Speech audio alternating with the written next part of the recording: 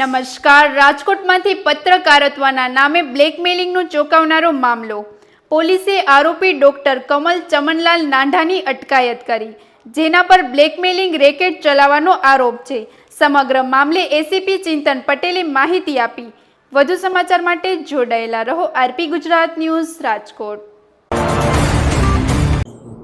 તારીખ 20/3/2026 ના રોજ રાજકોટ શહેર સાયબર ક્રાઇમ પોલીસ સ્ટેશન ખાતે એફઆઈઆર નંબર 16/2026 થી એક ગુનો દાખલ કરવામાં આવેલો હતો, જેમાં બીએનએસ કલમ 308(5), 308(4), 35(2), 356(3), 54 તથા 61 અને આઈટી એક્ટ 66E, 67 તથા 67A અંતર્ગત ફરિયાદ નોંધાયેલી હતી, જેમાં આરોપીમાં ડોક્ટર કમલ ચમનલાલ નાંઢા તથા અન્ય મળી અને કુલ 12 આરોપીઓ હતા.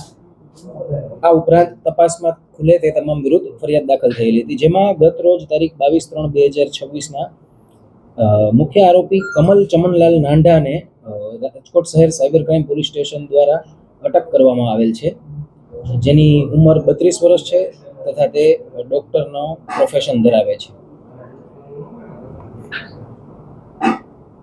આ કમલ ચમનલાલ નાંઢાનો રોલ એવો હતો કે તેમણે આ કામના જે ફરિયાદી છે તેમના એક ક્લિનિકમાં પોતાનો પર્સનલ કેમેરો બલ્બ હોલ્ડરમાં લગાવી અને તેમના અંગત પળના વિડીયો રેકોર્ડ કરેલા હતા અને ત્યારબાદ તેમના પાસેથી પૈસાની માંગણી કરેલી હતી.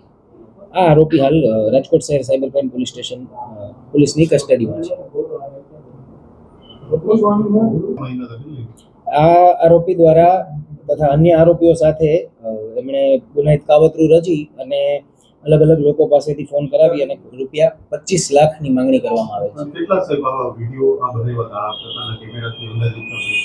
એ અત્યારે એમનું ડિટેલ્ડ ઇન્ટરોગેશન ચાલુ છે. જે આગળની માહિતી આવશે એના પર માહિતી આપવામાં આવશે. અન્ય આરોપીઓને ઝડપવા માટે પણ પુરાવાના આધારે તેમની તપાસ અને તજવીજ ચાલુ છે.